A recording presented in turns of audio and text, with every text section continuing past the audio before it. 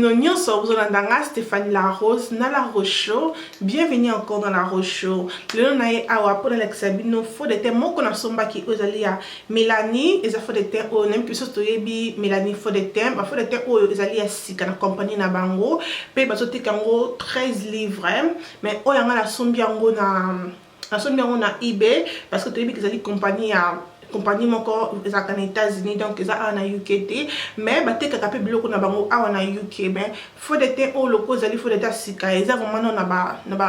ba store na ba boutique na UKT ko somba ngo na internet eza na problème te donc balobi kezali faux de teint na concealer donc ezali 2 in 1 donc faux de teint na concealer sika moko eza vraiment bien pe batie ezali mat et si la mat donc net biso tozaka elongi na biso zaka mafuta boy et ko aider biso pona evanda pona 12 heures du temps avant que elongina yo ebimisa mafuta les belles dames comme boyebi kinga déjà longnanga ezaka déjà na problème mafuta donc to na muna kiango na bakite na ko bomba ngonga moko te na ya pena la kisaba les belles dames o batalaka ngai po to yeba secret oyo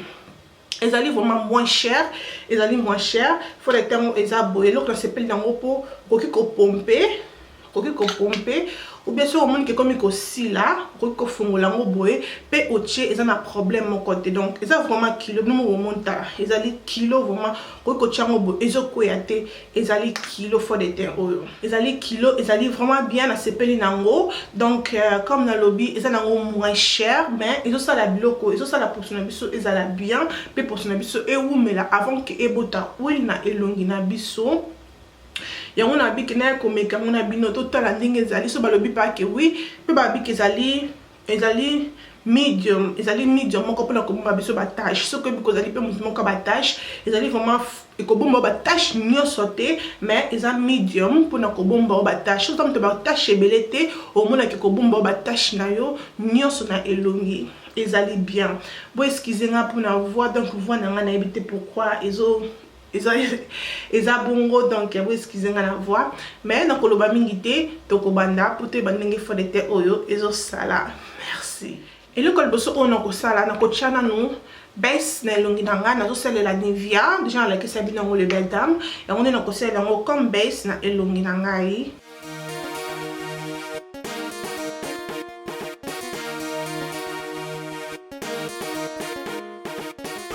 et na ko chango eza vraiment kilo mais na habité no mo lo ko mo mwindu ndambu na habité ce que ça la mwindu bien ce que ça la teint normal donc le ko pena na zemi tension na ngeza okita donc total ndenge ekusala bona na tiango na brosse ne bozomo na boye siko to ko banda ko pakola na elongi total ndenge ekusala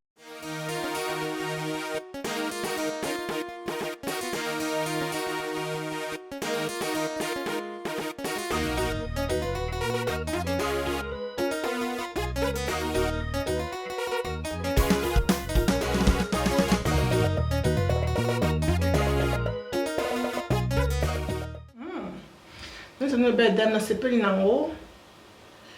so bo remarquer nga na tango na katikati elongi poto mona elongo na oboye poto mona poso nga awa ndenge ezali na poso nga awa ndenge ekomi na ebite si bozo na vraiment différence mais nga na moni vraiment différence botala poso nga awa eza kilo makasi te eza vraiment bien na sepeli nango parce que so tel poso nga awa ndeza et na posona ande bimi vraiment différent dans le cas parce qu'on a chango et le nimo bimba tout mon ndenge eko bima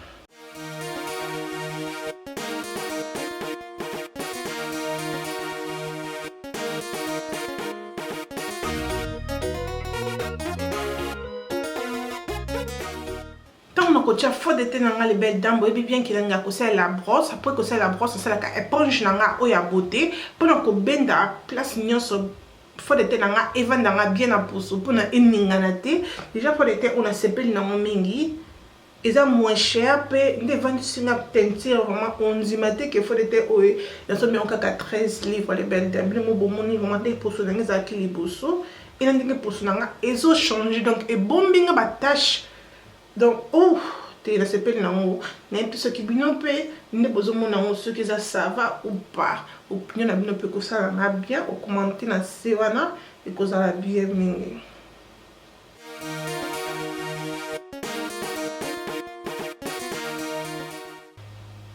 Wow, otala vraiment le fond de teint vandinga bien. Fond de teint vandinga vraiment très bien. On dit matin que les fond de teint oh il y a 13 livres. Dans 13 livres tu peux peut-être sur 15 €, 16 €, je sais pas mais I guess. Non, j'aime bien et ça n'est vraiment pour ceux qui toko. Ça s'appelle non makasi. Nako sabinote na sepeli na ngoso na sepeli na ngote na kosi donc na sepeli na po e bombinga pe batache na ngani kemike na zaki nango ne balobaki ke e bomba batache nyonso te zali medium donc e bombinga penza medium na ngado na monde pas ata soki bonalati na concealer te donc c'est bon parce que zali fond de teint et sangani na concealer na fond de teint et sikamoko et ça lui vraiment bien. Après on a na kokende ko tia concealer na ngana se ya misu. Vous en êtes obligé de la concealer na sa misu mais on a colocé la concealer mu kila sa misu on a aussi la elle égale.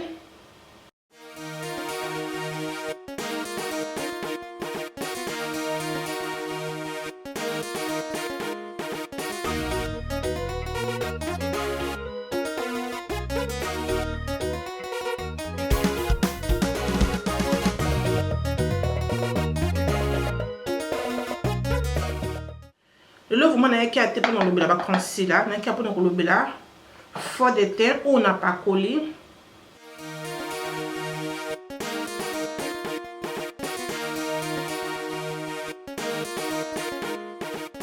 Après que tu as concealer nanga na koluka ce que c'est ça maquillage nanga et na zongi la bino tout à la ndenge et longi nanga et kokoma merci.